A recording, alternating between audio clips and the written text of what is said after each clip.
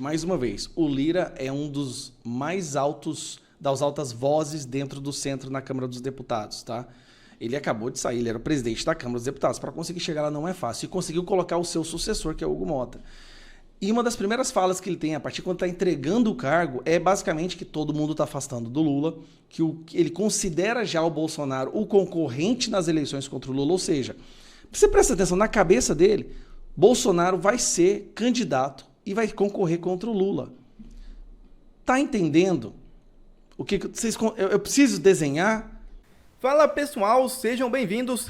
Começando mais um vídeo recheado de informações importantíssimas. Mas antes, inscreva-se agora mesmo no canal, deixe o seu like e compartilhe esse vídeo com o máximo de pessoas. Assim você vai estar me ajudando demais. Giro na tela e notícias a seguir.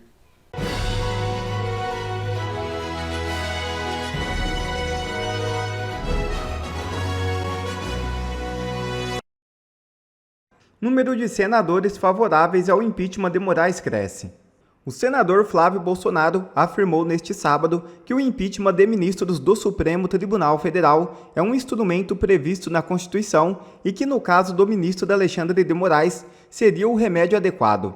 A declaração foi feita antes da sessão de eleição da presidência do Senado. Abre aspas. Não há um autocontrole do próprio Supremo sobre Moraes, que é que tem colocado lenha na fogueira. Nesse caso, o remédio tem que ser do impeachment. Fecha aspas. O senador rebateu críticas sobre a possibilidade de um pedido de impeachment de Moraes, classificando como uma falsa narrativa a ideia de que discutir o afastamento de um ministro do STF seria um ato antidemocrático. Abre aspas. Temos que parar com essa falsa narrativa de que discutir impeachment de ministros do Supremo é golpe, é antidemocrático. Não, está na Constituição. Democracia é o que está na lei, não o que está na cabeça de um ministro do Supremo. Fecha aspas. Flávio Bolsonaro também alegou que há cerca de 40 senadores favoráveis ao impeachment de Moraes e fez duras críticas ao magistrado. Abre aspas novamente. Todo mundo percebe os absurdos, os excessos, as loucuras, as maluquices, as insanidades que ele continua fazendo, completamente à revelia da lei. Fecha aspas, disse ele, acrescentando que a maioria do Supremo seria coagida a concordar com Moraes. Para que um processo de impeachment contra um ministro do STF seja aberto, são necessários votos favoráveis de 2/3 do Senado, ou seja, 54 dos senadores. Até hoje, nenhum ministro da Suprema Corte foi destituído. Inegavelmente, o impeachment de Moraes será o ponto de partida para colocar um fim à cruel perseguição contra a direita no Brasil. Hugo Mota faz aceno para a anistia aos envolvidos nos atos de 8 de janeiro. É isso mesmo. Hugo Mota, o novo presidente da Câmara dos Deputados, afirmou neste domingo que a questão da anistia para os envolvidos nos atos de 8 de janeiro será abordada em reuniões com lideranças políticas nos próximos dias. Abre aspas. Esse tema é o que mais divide a casa hoje. Temos um PL que defende a votação da anistia para os presos de 8 de janeiro, enquanto o PT é contra. A pauta será decidida pelo presidente, com participação dos líderes. Com certeza será levada para as reuniões e vamos conduzir com imparcialidade. Fecha aspas. Mota afirmou que é preciso cautela na condução do tema para evitar o que considera excessos da esquerda e da direita. Também lembrou que o ex-presidente da Câmara, Arthur Lira, já havia criado uma comissão especial para debater a questão. Eu separei o trecho de um jornalista do UOL, que é um dos grandes militantes do Lula e do PT, Josias. E por que eu achei muito relevante esse trecho? Ele fala sobre umas falas do Arthur Lira. Arthur Lira é um nome extremamente forte no centrão da Câmara dos Deputados. O Arthur Lira muitas vezes não podia falar o que ele realmente pensava enquanto ele estava no cargo de presidente da Câmara dos Deputados. Afinal de contas, ele tinha que lidar com o STF, tinha que lidar com o Lula. Então ele não podia falar o que ele realmente pensava, né? Agora que ele não é mais presidente da Câmara dos Deputados, no seu primeiro dia fora do cargo, nos seus primeiros momentos, ele deu uma entrevista e ele falou exatamente o que ele pensa do governo, do Lula, do Bolsonaro. Isso deixou a imprensa revoltada. Esse carinha aqui, ó, esse coitado aqui, então, surtou que você não está entendendo. Fica revoltado com o que o Lira falou. E você vai entender por que ele está revoltado. Vamos lá. Como é que você entende aí esse recado do Arthur Lira, Josias? O Lula virou saco de pancada, né? Agora entrou na fila o Arthur Lira. O Lula virou saco de pancada. Kassab bate nele, Marcos Pereira bate nele, tá todo mundo batendo no Lula, todo o Centrão tá batendo no Lula. Véspera de deixar o trono, aí vem o soberano da Câmara e concede 2 entrevistas. Numa, ele falou para o Globo, e aí ele ressuscita um cadáver político. Hoje temos o Lula e o Bolsonaro como únicos candidatos de esquerda e da direita. Para ele, o Bolsonaro tá no jogo. Você entende que curioso? Lira, que foi quem indicou o Hugo Mota, tá? Já considera o Bolsonaro um concorrente do Lula em 2026. Esse é um detalhe interessante, que eu acho que as pessoas têm que entender. Lira, ele indicou o Hugo Mota, ele brigou para que o Hugo Mota fosse eleito presidente da Câmara dos Deputados. Ele já considera Bolsonaro um concorrente do Lula. Bolsonaro está tão inelegível quanto o Lula estava preso em 2018. Então, o Arthur Lira, a qualquer momento para ele, o Bolsonaro pode se credenciar para disputar a eleição presidencial. Tá entendendo o que eu tô te falando? E na conversa com o jornal Valor Econômico, ele tratou o projeto Lula 2026 como um Titanic, que está na rota do iceberg. Ninguém embarca em um navio se sabe que ele vai naufragar. De novo, Lira representando o Centrão na Câmara dos Deputados. Ninguém embarca em um navio que vai naufragar. Então, o Arthur Lira ele tá se referindo ao governo Lula como um governo em fase terminal. Ele diz que o Lula 3 está chegando à metade do mandato, à metade final do mandato. Fraco, muito fraco, fraquíssimo. Ele fala, é muito interessante a frase do Arthur Lira, o governo não aguentou um tapa do Nicolas Ferreira. Queria aquele nocaute que o Palácio do Planalto levou no caso do Pix. E o Congresso, na visão do Arthur Lira, vitaminado pelas emendas, ele assumiu o protagonismo. Aí o Arthur Lira vai ao ponto, ele diz, quem decide para onde vai o dinheiro, decide o poder. Então nós temos agora o Supremo e a Polícia Federal vasculhando o porão das emendas. E o Arthur Lira, desde logo, ele já ergue a lança. Ele falou, tudo que o Brasil não precisa é uma crise institucional.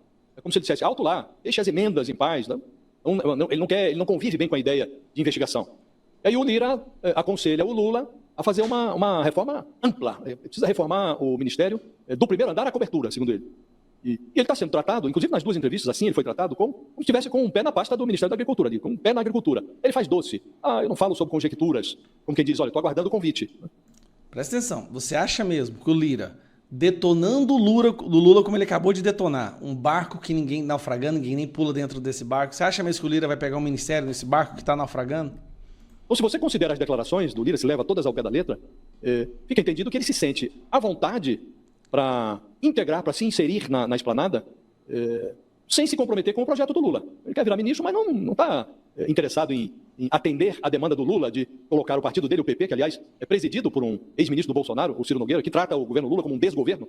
Ele diz, olha, uma base de apoio para governar é diferente de uma base de apoio eleitoral. Então, o Arthur Lira se desvencilha do projeto eleitoral do Lula. Então, qualquer um pode acusar o Arthur Lira de muita coisa, mas de falta de sinceridade ele não pode ser acusado. Ele ainda nem subiu a bordo da esplanada e ele já está anunciando que vai desembarcar em 2026. E muitos podem dizer, isso é deslealdade. E o Lira já se antecipa. Ele faz uma cara, Fabiola, ele faz uma pose de navio que se prepara para abandonar os ratos. É como se ele considerasse que o governo não merece uma palavra de defesa. Então, realmente, ele está fazendo pose de navio que se prepara para abandonar os ratos. Então, ele quer... Peraí, o navio se prepara para abandonar os ratos, ô idiota? São os ratos que se preparam para abandonar o navio. É o nível de jornalismo mesmo. Virar ministro, mas já põe já avisa que vai desembarcar. Então, realmente é. Agora, a despeito de tudo isso aqui, o que mostra o quadro, o ponto a que chegamos, o governo discute, de fato, a sério, a hipótese de transformar o Arthur Lira em ministro de Estado. Isso está sendo debatido a sério no Palácio do Planalto. Porque eles estão desesperados ao ponto de tentar puxar um cara, estão convidando um cara que só bate neles. Agora eu vou te dizer uma coisa, Lira não vai pegar ministério. Pelas falas dele dá para perceber que ele não vai pegar. Chama o cara de incompetente, ninguém fica num barco que está afundando, é uma catástrofe esse governo. Estudar agricultura. Era para saúde, aí achou-se que seria demais. Agora se discute a hipótese de acomodar o Arthur Lira no Ministério da Agricultura. Então, chegamos a esse ponto, né? Chegamos a esse ponto. Agora, quem se espantou com as palavras ditas nos últimos dias pelo Gilberto Kassab, pelo Marcos Pereira, que é o presidente lá do Republicanos, agora com essas... É isso que eu tô falando, gente. Todas as lideranças, os grandes nomes do centro estão batendo no Lula e se afastando do cara.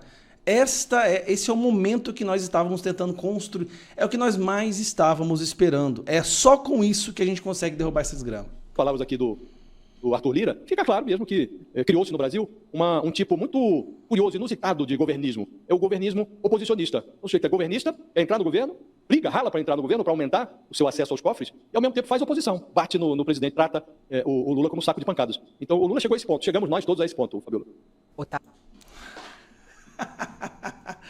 Bom, por que que isso é extremamente relevante? Mais uma vez, o Lira é um dos mais altos, das altas vozes dentro do centro na Câmara dos Deputados, tá? Ele acabou de sair, ele era o presidente da Câmara dos Deputados. Para conseguir chegar lá não é fácil. E conseguiu colocar o seu sucessor, que é o Hugo Mota. E uma das primeiras falas que ele tem, a partir quando está entregando o cargo, é basicamente que todo mundo está afastando do Lula, que ele considera já o Bolsonaro o concorrente nas eleições contra o Lula. Ou seja, você presta atenção, na cabeça dele, Bolsonaro vai ser candidato e vai concorrer contra o Lula. Tá entendendo? O que vocês, eu preciso desenhar? Foi ele que colocou o Hugo Mota lá, gente. O centro está chegando a um consenso que vai ter que ter Bolsonaro contra Lula em 2026. O Lira já considera isso uma realidade. Já fala como se essa fosse a realidade. Por isso deixou o Josias revoltado. Como assim? Está ressuscitando defunto político? Defunto político era Lula, quando estava condenado e preso. Só que o STF foi lá e retirou ele. Bolsonaro não tem nenhum crime contra ele. E ele vai sim ser o nosso candidato em 2026. É por isso que eles estão surtando. Vocês estão entendendo, gente? É por isso. Agora, o Hugo Mota, como presidente da Câmara dos Deputados, ele não vai falar o que ele pensa do Lula. Ele vai tentar, fazer acenos e gestos para os dois lados. Mas quem colocou ele lá já está na cabeça que Bolsonaro será o candidato. Isso pesa, gente. É isso que eu estou falando. Ciro Nogueira, do PP, também já fala. Kassab já não aguenta mais o Lula, não aguenta o Haddad, já pulou fora. E o Marcos Pereira, que é o presidente do Republicanos, disse que vai unir a direita. Eu sei que é ridículo ele falar em unir a direita, né? Mas a mensagem é o quê? Ficar contra o Lula em 2026. Então nós já temos aí a construção do PP, Republicanos, PL e o PSD não apoiando o Lula à presidência. Isso porque o cara está no poder, porque todo o centro já percebeu que esse governo está morto, só falta enterrar. Um abraço. Bom, não temos uma boa perspectiva, mais uma vez, consta, e essa história de acordo feito é acordo cumprido. Que tipo de acordo o Alcolumbre pode ter feito com a oposição e com o governo? E como cumprir se cada um está de um lado? Essa é a pergunta de $1 milhão. Eu vou chegar lá na questão do acordo, né? Para o lado que pode interessar a direita. Mas antes de mais nada, Lacombe, vamos começar pelo óbvio. E acho que a nossa querida amiga Ana, aqui no X dela, resumiu melhor que todo mundo, né? Isso é puro suco de Brasil. Eu escrevi o meu bordão, já que há anos e anos eu repito, né? O Brasil cansa. E qualquer pessoa minimamente sensata, decente, patriota, não pode estar feliz quando alguém como Alcolumbre volta ao comando do Senado, né? Sai Rodrigo Pacheco e entra Rodrigo Pacheco. Piorado, talvez. Né? E ele já foi o presidente e a gente sabe o que ele fez no verão passado, então ninguém pode ter uma expectativa de algo bom à frente. Isso força uma reflexão geral sobre o Brasil, sobre a política brasileira, sobre o peso que os estados do Norte e Nordeste têm na federação, né, em termos principalmente de Senado. Quer dizer, São Paulo, com o tamanho, a importância que tem, o PIB, tudo isso, vai lá e coloca o mesmo número que Amapá, né, de onde vem o senador em questão. Então, tudo isso é um problema sério para o Brasil, tem que ser dito, e eu estou na turma que acha que a gente pode sentir saudade de Rodrigo Pacheco, o que, cá entre nós, é assustador pensar. Eu tenho uma outra regra de bolso, Lacombe, também, que nunca falha, até hoje nunca falhou. Quando a turma do PT está festejando algo, eu estou chorando. Quando eles estão chorando, eu estou feliz da vida, soltando fogos de artifício. Eu nem sei o que é, mas eu estou fazendo isso. Depois eu vou entender. Então, eu não posso festejar algo ao lado de senador Randolfo Rodrigues, saltitando e companhia. Aí vem essa questão toda que cansa muito, e aqui a gente está num programa sério para falar sério, com gente séria, né? Que é essa coisa de treta em rede social e tudo, intergalácticos versus a direita caçabista, o pragmatismo, até onde deveria ir o pragmatismo e tudo mais. Claro que tem alguma relevância até filosófica a gente discutir isso, e eu não vou me eximir aqui. Comissões, vice-presidência de comissão e tudo, podem ter seu valor. Qualquer pessoa tem que perguntar qual o custo, porque é um trade-off. E aí a gente vai chegando aos pouquinhos na questão do acordo.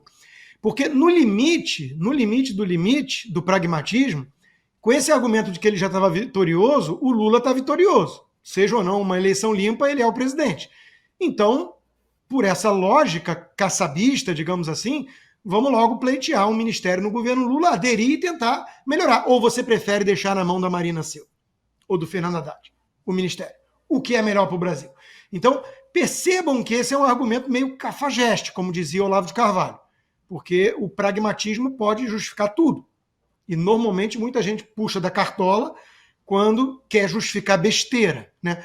Eu não estou dizendo com isso que eu condeno a posteriori e sem saber a íntegra dos acordos firmados com uma figura como Bartoré, que não faz nenhum sentido o argumento de que, olha, já estava favas contadas, já era ele o senador eleito. Bom, se fosse verdade que não interessava nada o apoio do partido maior de oposição, que é o PL e tudo, por que que o Alcolumbre daria qualquer coisa em troca? Então, isso é uma questão de coerência também lógica.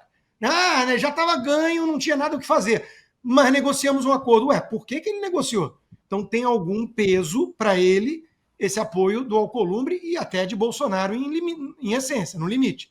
Uma ligação do Bolsonaro para parabenizá-lo deve ter um peso, né? Senão não teria acordo. É elementar, meu caro Watson. Então eu estou querendo entender o acordo, assim como todo o Brasil. Eu não coloco em xeque a boa intenção de muita gente bolsonarista ou do PL e tudo mais. Mas é evidente que me incomoda bastante uma turma que justifica qualquer coisa, de repente o Nunes tem que ser o melhor prefeito do mundo, apoiar, tudo isso aí é uma estratégia brilhante, é um xadrez de 4D, ao mesmo tempo que eles dedicam quase todo o tempo, essa patota, a demonizar gente liberal clássica ou de direita. Pô, dá para dar uma lista enorme aqui, mas vamos lá. Eu, Ruschel, o Marcel Van Hatten, que é um grande parlamentar de oposição, né? Nossa querida Ana Paula Henkel e a Renata Barreto, tanta gente é massacrada por esse pessoal, o Príncipe, né? Que volta e meia está aqui no nosso programa, mas eles se recusam a criticar Alexandre de Moraes, agora o próprio Alcolumbre, o Ricardo Nunes. Poxa, tá ficando esquisito esse xadrez, tá ficando estranho esse jogo, né? Que você demoniza o Marcel Van Hatten, que é uma das vozes que mais defendem a restauração da democracia no Brasil, mas você poupa o Alexandre de Moraes, porque é uma estratégia. Senão, o PT volta? Não sei, né? Qual é o argumento nesse caso. O que eu sei é que não me interessa disputa partidária, eleitoral. Eu não estou nesse jogo, eu não tenho partido, eu não sou candidato a porcaria nenhuma, me interessa o Brasil. E hoje não faz sentido discutir Senado brasileiro sem colocar o elefante na sala. O elefante na sala é o casuísmo, o arbítrio, a prisão ilegal, perseguição política. Carla Zambelli está sendo agora caçada pelo TRE de São Paulo e muita gente ficou em silêncio. Então, me parece que alguns estão jogando um jogo perigoso, que o acordo talvez seja queima quem já está queimado, joga para o leão quem vai ficar com a peixa de radical, e surge aí vamos dizer assim, um novo bolsonarismo mais moderado, que, poxa, faz acordo e até elogia e liga para dar parabéns para o Alcolumbre. Essa é a visão mais pessimista da coisa. Tem uma visão mais otimista que é, tem que ocupar espaço, o Brasil é isso mesmo, os donos do poder ganharam, não dá para peitar essa turma e vamos ter que saber jogar de acordo com as regras do jogo que foram criadas por eles. Tudo bem, esse é um argumento razoável. Resta saber se vai realmente surtir efeito fazer pacto com o diabo. O que tem para o povo brasileiro nisso? É uma questão que fica em aberto, né? Porque alguns estão falando, o próprio Gaia, deputado Gustavo Gaia, deu a entender que o acordo seria a elegibilidade do Bolsonaro. Isso é bom para a direita, porque, afinal de contas, o Bolsonaro seria muito melhor do que isso aí que nós temos e tudo mais. Resta, claro, saber se isso realmente está na mesa. O Alexandre de Moraes, o sistema, deixará Bolsonaro disputar a eleição? Eu tenho muitas dúvidas. E se isso acontecesse, digamos assim, e ele vencesse, que são muitos sis, que Bolsonaro seria esse? Seria o Bolsonaro do Paulo Guedes de volta, do Salles, que está sendo demonizado pela turma, ou um Bolsonaro do Valdemar Costa Neto e do Alcolumbre do Kassab, né? Porque é um governo bem diferente. Então, são muitas questões em aberto, muitas questões. Eu não tenho bola de cristal, eu confio na boa intenção de muitos ali, outros nem tanto, né? Quero crer que estão tentando salvar o que for possível, mas não acho que no acordo, como vimos no trecho que mostramos, está os presos políticos do Brasil. E isso, para mim, Lacombe, volto a repetir, é a prioridade. Nós temos, como diz o próprio Bolsonaro, órfãos de pais vivos. Nós temos uma cabeleireira, mãe de 2 filhos pequenos, presa por usar um batom numa estátua, num país que solta traficante pego com não sei quantas toneladas de droga. Né? Então, o negócio está muito errado no Brasil. Se o único jeito de salvar o Brasil é acordo com o Bartoré, eu acho que esse Brasil talvez não mereça ser salvo. Essa é uma impressão que eu tenho. É triste dizer isso, mas muita gente boa está chegando a essa conclusão. Que país é esse que estão salvando? Essa é a pergunta. Quer ver mais conteúdos como esse? Então inscreva-se agora mesmo no canal e ative o sininho das notificações. Assim você não perde mais nenhum conteúdo que é postado aqui no canal. E também já deixe o seu like para o YouTube ajudar a divulgar o nosso trabalho. Fico por aqui e que Deus abençoe a todos. Brasil acima de tudo e Deus acima de todos.